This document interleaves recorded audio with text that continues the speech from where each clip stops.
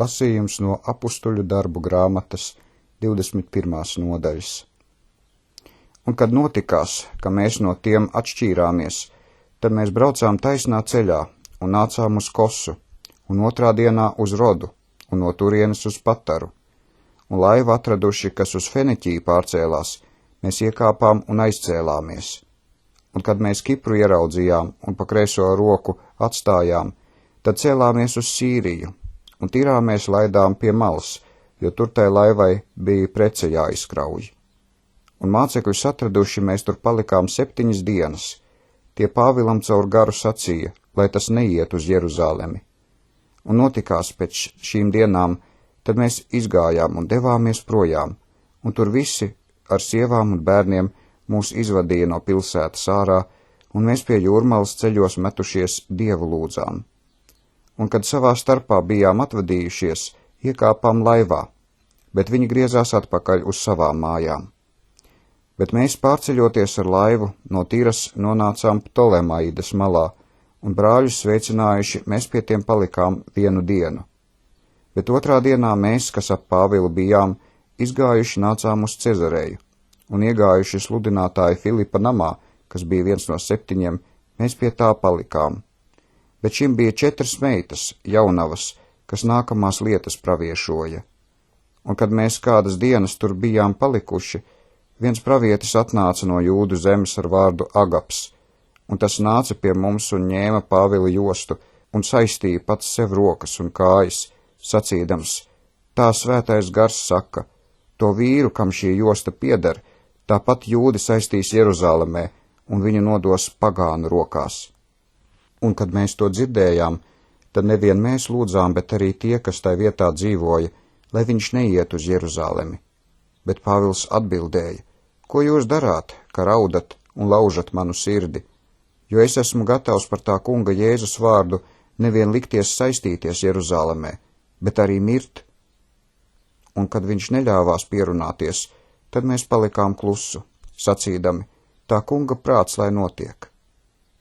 Pēc šīm dienām mēs sataisījāmies un gājām uz Jeruzalemi, un tur arī kādi mācekļi no Cezarejas mums nāca līdzi un mūs veda pie viena veca mācekļa Nasona no Kipras, lai pie tā mājotu. Un kad nācām uz Jeruzalemi, tad brāļi mūs ar mīļu prātu uzņēma. Un otrā dienā Pāvils ar mums nogāja pie Jēkaba, un visi vecai tur arī dzan sanāca. Un viņš tos sveicinājis pa kārtām, stāstīja visu, ko Dievs pie pagāniem caur viņa kalpošanu bija darījis. Un to dzirdējuši tie to kungu teica un uz viņu sacīja, brāli, tu redzi, cik 1000 jūdu ir, kas tapuši ticīgi, un visi ļoti dzenas pēc bauslības, un tie par tevi dabūjuši zināt, ka tu visus jūdus, kas starp pagāniem, mācot atstāties no mūzes, sacīdams, ka tiem nebūs savus bērnus apgraizīt, nec pēc tām ieražām dzīvot. Tādēļ, ko tad nu?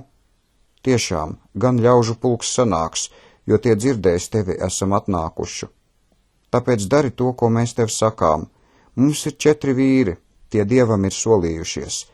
Tos ņem pie sevis un šķīsties ar tiem, un izdod par tiem maksu, ka tie galvu apcerp, un lai visi zina, ka tie ir nieki, ko tie par tevi dzirdējuši, bet kā arī tu pats bauslību turēdams staigā. Bet par pagāniem, kas palikuši ticīgi, mēs esam rakstījuši un sprieduši, ka tiem nebūs neko no tādām lietām turēt, kā vien, ka tiem būs sargāties no elka dievu upuriem un no asinīm un no nožņauktā un no netiklības. Tad Pāvils tos vīrus pie sevis ņēmis, otrā dienā ar tiem šķīstījās un iegāja Dieva namā un darīja zināmu, ka šķīstīšanās laiku tur palikšot, tiekams par ikvienu no tiem upuļa dāvana būšot pienesta.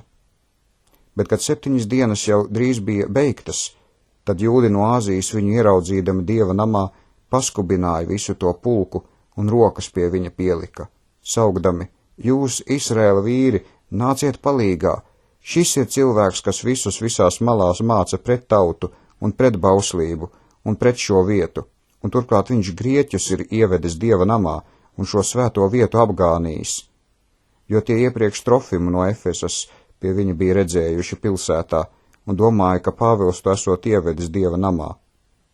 Un visa pilsēta tapa trokšņa pilna, un ļaudis saskrēja kopā, un tie grāba un rāva Pāvilu no Dieva nama ārā, un tūdaļ durvis tapa aizslēgtas, un kad tie meklēja viņu nokaut, tad ziņa nāca pie karaspulka virsnieka, ka visa Jeruzaleme esot nemiera pārņemta.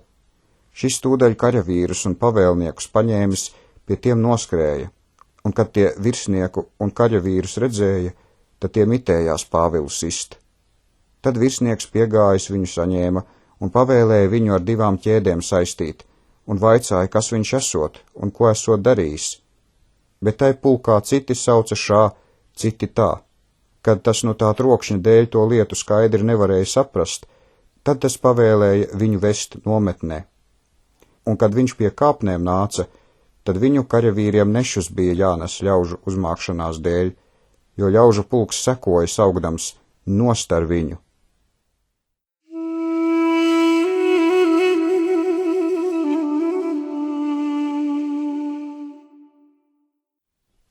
Soģu grāmata, 16. nodaļa.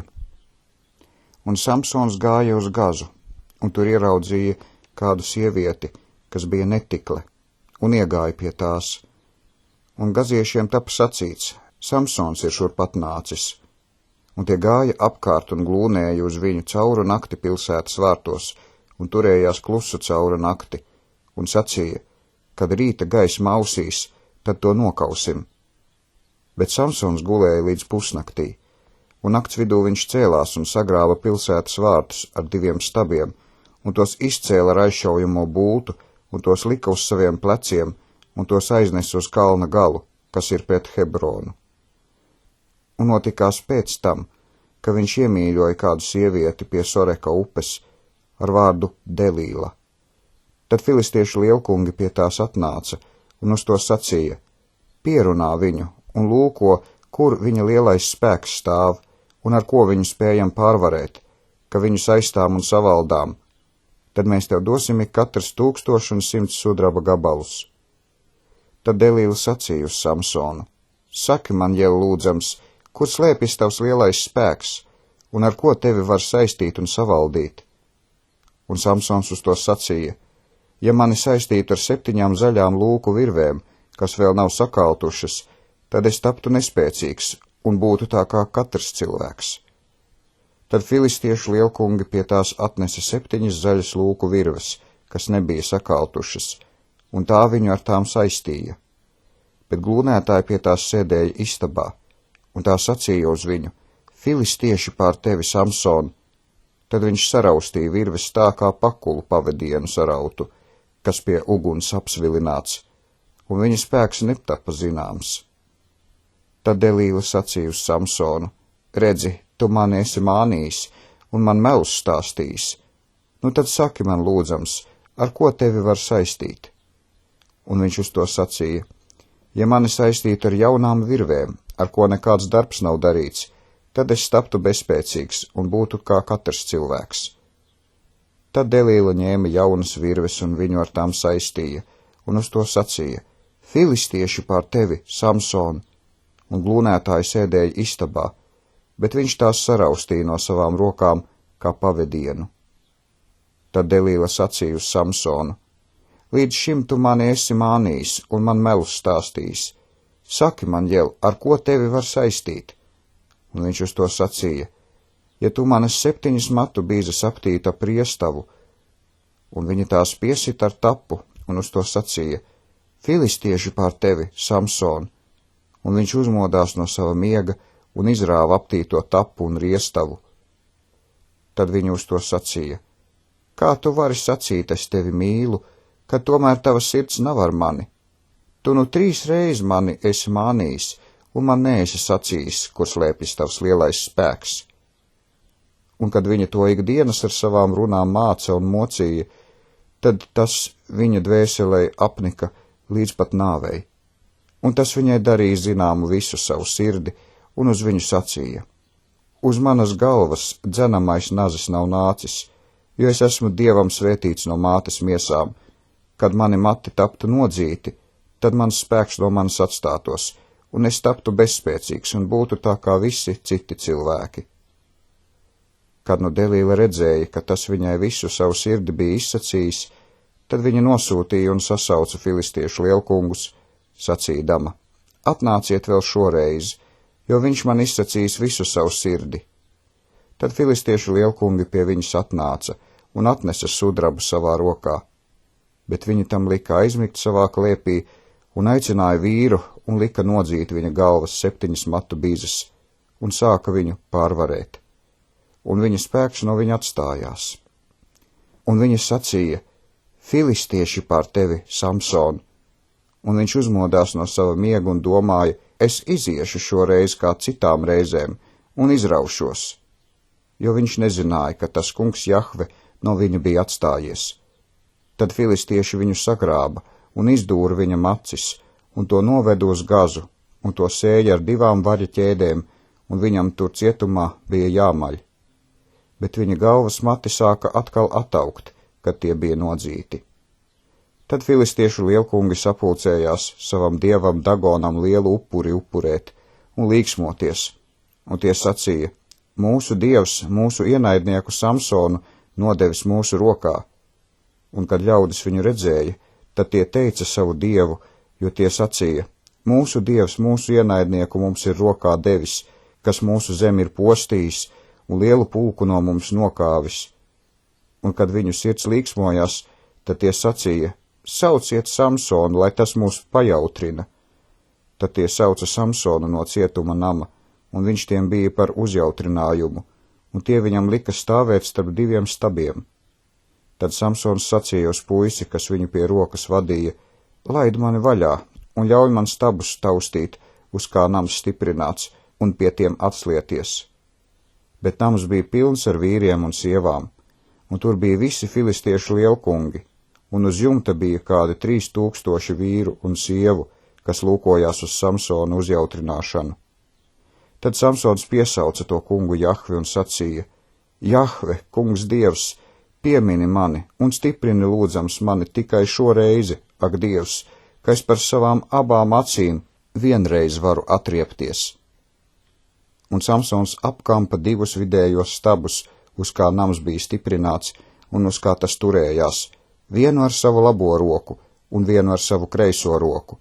Un Samsons sacīja: Lai mana dvēsele mirst ar filistiešiem.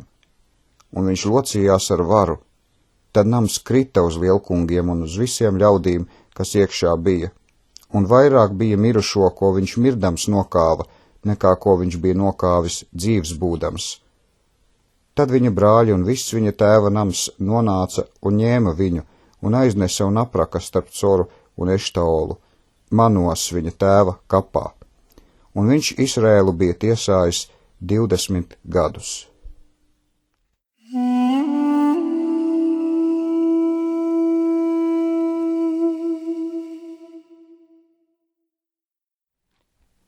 Četrdesmit otrs psalms.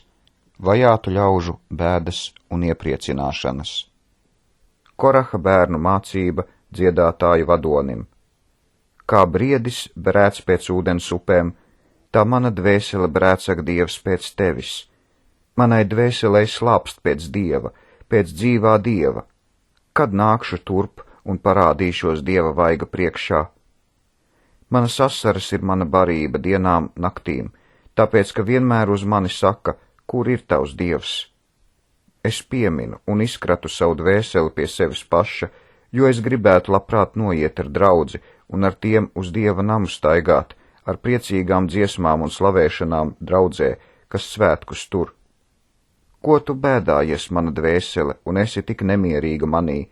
Ceri uz Dievu, jo es viņu vēl slavēšu, ka viņš manam vaigam par pestītāju un mans Dievs.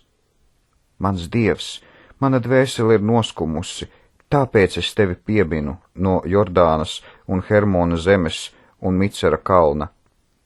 Tavi plūdi šņāts un jūra uz jūru rūc, visas tavas bangas un tavi viļņi iet pāri manu galvu. Dienā tas kungs Jahve ir cēlis savu žēlastību, un naktī es viņam dziedu, es pielūdzu savas dzīvības Dievu, un saku uz Dievu, savu klinskalnu. Kāpēc tu mani esi aizmirsis? Kāpēc man būs staigāt noskumušam, kad ienaidnieks spaida? Manu pretinieku mēdīšana ir kā nāve manos kaulos, kad tie uz mani vienmēr saka, kur ir tavs dievs. Ko tu bēdājies, mana dvēsele, un esi tik nemierīga manī? Ceri uz Dievu, jo es viņu vēl slavēšu, ka viņš manam vaigam par pestītāju un mans Dievs.